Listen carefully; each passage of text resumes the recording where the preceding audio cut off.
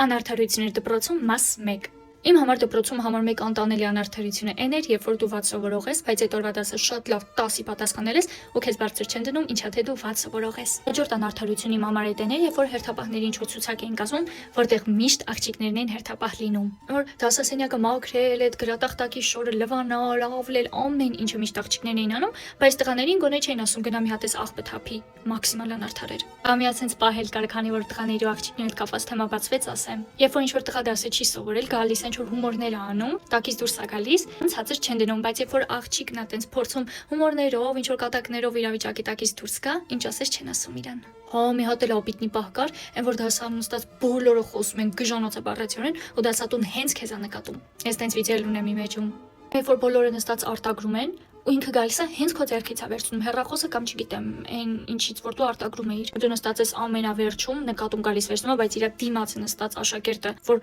բաց էի բաց արտագրում է, բան չի ասում իրան։